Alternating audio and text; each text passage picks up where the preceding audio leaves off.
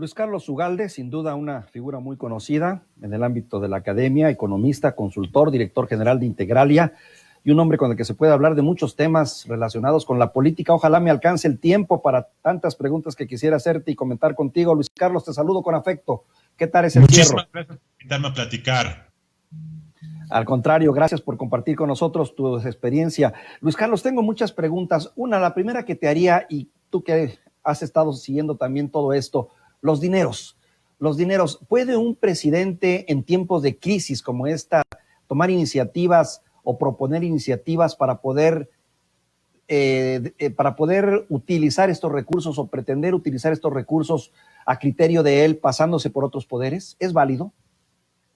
Bueno, es válido que los gobernantes cambien el presupuesto porque las condiciones cambian. Y de hecho algunos gobernadores del país ya lo han hecho. Pues si tu condición original el año pasado era otra y cambió drásticamente, pues tienes que cambiar el presupuesto. La pregunta es cómo hacerlo. En el caso de López Obrador esa ha sido la crítica, porque el presidente puede mandarle a la Cámara de Diputados una propuesta para modificar los números. Pero lo que el presidente quería hacer era que el Congreso le cediera todos sus poderes presupuestarios para que el presidente en la soledad de su oficina pudiera cambiar montos hacia arriba o hacia abajo sin consultar, y eso sí me parece muy peligroso porque aunque tengamos una enorme crisis, creo que lo que se requiere es la cooperación, y esa cooperación entre poderes y entre gobernantes es lo que está haciendo falta, porque tenemos a un presidente, López Obrador, que es muy personalista y que eso lo ha llevado a que se distancie con los gobernadores, desafortunadamente. Ahora bien, los gobernadores pues han optado también por la organización y varios de ellos están haciendo una especie de bloque para demandar, entre otros asuntos, un cambio en la reforma fiscal y en la manera como los dineros llegan a los estados. ¿Es válido este momento? ¿Es correcto? ¿Cuál es tu impresión? Mi impresión es que estamos en una crisis y obviamente en este momento no se puede tener una discusión a fondo sobre una reforma fiscal o más de fondo, replantear el pacto fiscal. Y entiendo a los gobernadores. En Jalisco claramente las personas sienten que están contribuyendo más de lo que reciben. El mismo caso pasa en Nuevo León y sobre todo en muchas regiones del Bajío y del norte del país. Y esta discusión es una discusión que se debe tener. Claramente este no es el momento, pero claramente sí tiene que ocurrir en los próximos meses o años. Es demasiado importante porque durante mucho tiempo muchas entidades del país han estado jalando una carreta en nombre de la compensación y de la igualdad y de la equidad.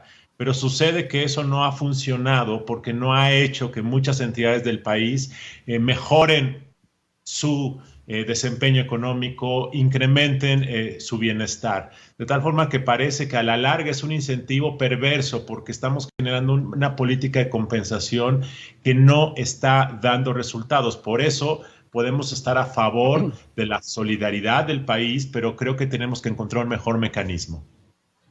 Sin embargo, yo lo que veo que a veces los gobernadores tienen en contra es la manera como han manejado estos recursos. Tú lo has documentado también.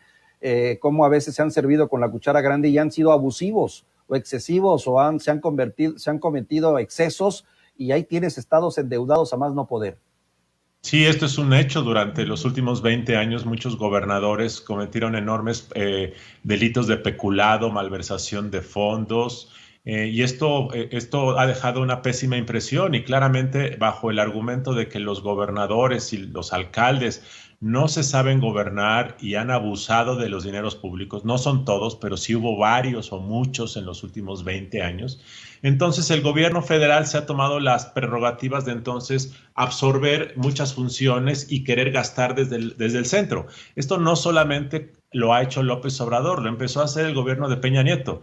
Recuerda que en 2015, por ejemplo, se dijo que los gobernadores abusaban del endeudamiento y entonces se hizo una ley de disciplina financiera para que desde el centro tuviera que haber una supervisión sobre eso. Bueno, yo creo que la solución al abuso que ha habido de gobernadores en el pasado no significa quitarles la pelota y entonces que el gobierno federal gaste. No, lo que se requiere es que los congresos locales y las instituciones políticas de los estados hagan su trabajo. Buena parte de por qué los gobernadores han sido corruptos, dispendiosos y han gobernado mal en muchas zonas del país ha sido porque no tienen congresos que les exijan cuentas. Y esta omisión legislativa me parece que es parte del problema que tenemos que señalar. Luis Carlos, rápidamente en otro tema que también nos interesa mucho, elecciones, partidos políticos, ¿cómo quedan en este nuevo contexto de una pandemia que ha paralizado y trastocado prácticamente todas las actividades y también en la política? Ya no sé si tenemos elecciones próximamente con Hidalgo y Coahuila, se cancelaron, y de hacerse las elecciones, ¿cómo quedarían? ¿Y qué opinas de los nuevos partidos en este contexto? Bueno, había elecciones en 2 semanas. La primera semana de junio se tenían que ya haber realizado elecciones en Coahuila y en Hidalgo, elecciones locales de ayuntamientos. Así es. Es obvio que tenían que posponerse, no cancelarse. Y se van a realizar pues cuando la crisis haya pasado, quizá a fines de año, quizá el inicio del siguiente. Ahora bien, en 2021 hay una jornada electoral, la más grande en la historia de México. Se renuevan 15 gobernadores, 29 congresos locales, casi 2,000 ayuntamientos y la Cámara de Diputados Federal. Creo que tendrá que realizarse, no hay razón para posponerla. Creo que ya estaremos fuera de la crisis sanitaria y eso tendrá que ocurrir. Es muy importante que eso no cambie. La vida política debe continuar. Ahora, respecto a los nuevos partidos políticos, efectivamente, en este mes de junio, el INE tenía que aprobar aquellos que hubiesen cumplido los requisitos para ello.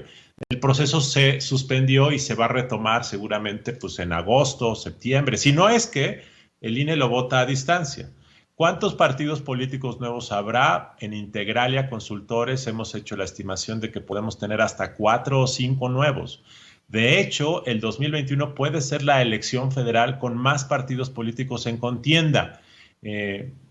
Sin embargo, debo decirte que desafortunadamente la mayor parte de los nuevos partidos que quizá obtengan registro no son representativos, son partidos populares hechos por actores políticos para beneficio propio y desafortunadamente creo que no van a contribuir a fortalecer el pluralismo ni la representatividad.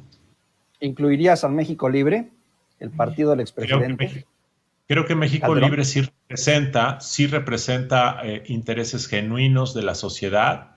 Ese es mi punto de vista, es sujeto a debate, pero creo que sí representa a un segmento.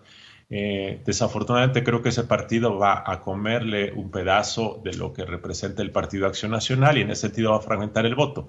Lo que estoy diciendo es que en muchas ocasiones, y esto no es nuevo, en el pasado ha ocurrido un sindicato o un gobernador o un actor político nacional ve que crear un partido puede ser una buena oportunidad para su posicionamiento futuro y entonces crean partidos desde arriba, inyectan dinero, movilizan el voto y a eso me refiero. Y en esta ocasión, cuando uno ve quiénes están participando, uno detecta que 3 o 4 de los posibles nuevos partidos responden a un interés popular, no a un interés de la sociedad.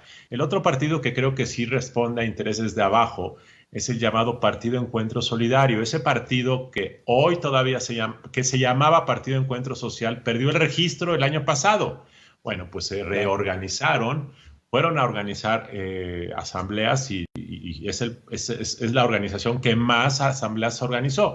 Tienen una base localizable de segmentos de organizaciones evangélicas, pues sí representan a una porción. Perdieron registro, otra vez van a hacerlo, pero hay otros 3 o 4 que desafortunadamente no son así. ¿Son los partidos la opción? Me diera la impresión de que muchos estamos un poco como cansados, hastiados de los partidos políticos, pero tampoco encontramos otras opciones políticas para poder estar representados. ¿Lo hay? ¿Las hay? Bueno, los partidos es lo que hay.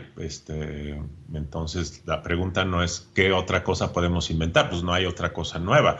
Una vía alterna, complementaria o sustituta que se quiso hacer es el tema de los candidatos independientes. Y la verdad es que me parece que ha sido un experimento importante, pero también, igual que los partidos, se producen buenos gobernantes y se producen malos gobernantes. Así es que el tema no es ese. Yo creo que el tema fundamental de tener buenos gobernantes no radica en si son vía partidos o si son vía independientes, sino en la supervisión, en los pesos y contrapesos, en los medios de comunicación, en la participación ciudadana.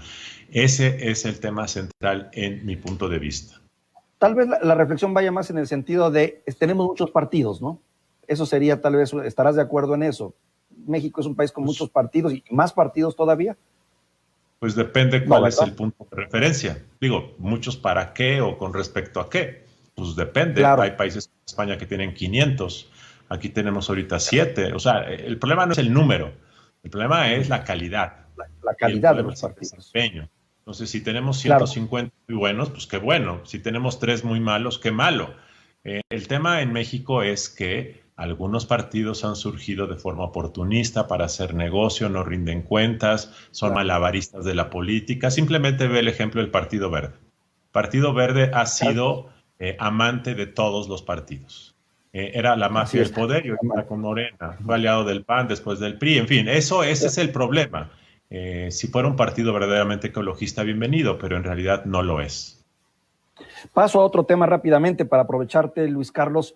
Medir el bienestar y el desarrollo en contra de lo que es el Producto Interno Bruto. Pareciera ser que el presidente ha optado por estas nuevas reglas para tratar de explicar la manera como lleva el país. ¿Te parece correcto? Me parece fantasioso, me parece truculento y me parece engañador. Primero, porque todos los países del mundo tienen ciertos indicadores para medir su desempeño, porque el propio López Obrador, él personalmente, en su Plan Estatal de Desarrollo, dijo y prometió que iba a crecer en el 6º año de su gobierno 6%. Él lo dijo. Es decir, él se comprometió legalmente, es un compromiso legal, de que ese iba a ser una de las formas, no la única para medir su desempeño. Y él como político durante 10 o 15 años criticó a los llamados gobiernos neoliberales de no crecer. Entonces, primero es un problema de inconsistencia. Segundo problema, él dice que el PIB no captura todo lo que significa el desarrollo. Tiene razón. Por eso es hace como 30 años, organismos internacionales, incluido el PNUD, la OCDE, la CEPAL, muchísimos, han estado desarrollando indicadores complementarios o alternativos como el Índice de Desarrollo Humano. El Índice de Desarrollo Humano mide anualmente a todo el mundo, incluye crecimiento económico, empleo, bienestar, distribución del ingreso, desigualdad, pobreza, etcétera, etcétera. No solo eso, desde hace como 10 o 15 años existen indicadores de felicidad. No solo eso, el INEGI en México tiene un indicador que se llama de bienestar subjetivo, felicidad. Tal forma que lo que López Obrador nos está diciendo se hace desde hace 20 o 30 años. Así es que no es novedoso, me parece que es inconsistente y me parece que lo que trata de hacer simplemente es de evadir la responsabilidad de cosas concretas que están ocurriendo y que él prefiere en lugar de eso patear la pelota. Me parece que es incongruente y me parece que eso se debe combatir porque es un argumento falaz. Finalmente, Luis Carlos, rápidamente, a 18, 20 meses de administración, que ya me perdí, nos hemos perdido con este contexto de la pandemia, decepcionado, preocupado, con esperanza. ¿Cómo calificas estos meses de administración de la 4T de Andrés Manuel López Obrador? Estoy preocupado porque creo que hay todavía una enorme expectativa de que este gobierno cambie muchas cosas que funcionaban mal. Y de hecho las encuestas muestran que hay una enorme esperanza. No solo eso, hay una encuesta del INEGI que salió la semana pasada que todo el mundo se fijó en un dato sobre la corrupción que ha aumentado, pero no se fijaron en otro dato de que la confianza en el gobierno ha aumentado. Aumentó en 2019 la confianza en el gobierno de 25 a 50%. Y eso es el efecto López Obrador. Pero sin embargo lo que veo es un presidente ensimismado en sí mismo, que no escucha, incapaz de rectificar, con fenómenos de distorsión de la personalidad. Y ese problema de la distorsión de la personalidad es un problema muy grave porque lleva a cometer muchos errores. Y esto me parece que va a generar que al final de su sexenio muchos indicadores sean mucho peores de los que él tenía cuando llegó. Y eso desafortunadamente va a generar desencanto. En cuanto una democracia agota la esperanza, entramos en una fase muy preocupante. Por eso estoy preocupado. Que gane o pierda Morena es un problema de Morena. A mí me preocupa la democracia y creo desafortunadamente que la personalidad del presidente más la hegemonía política de su partido está conduciendo al abuso, al engaño, al autoengaño, y eso me parece que nos va a conducir a un mal desempeño del gobierno. Luis Carlos, te agradezco mucho esta conversación. Tengo ahí un libro que espero me lo puedas dedicar después, un libro tuyo muy interesante donde hablas sobre tu experiencia en el paso a través del Instituto ahora Federal Electoral. Espero poderte ver pronto. Gracias, Luis Carlos. Sí. Un saludo Gracias afectuoso. por invitarme. Claro que sí. Luis Carlos Ugalde, director general de Integralia. Imperdible sus comentarios, creo que vale la pena analizarlos y verlos en detalle. ¿Vamos con Anaís o vamos a una pausa? Vamos a una pausa. Estamos de regreso, no se vaya.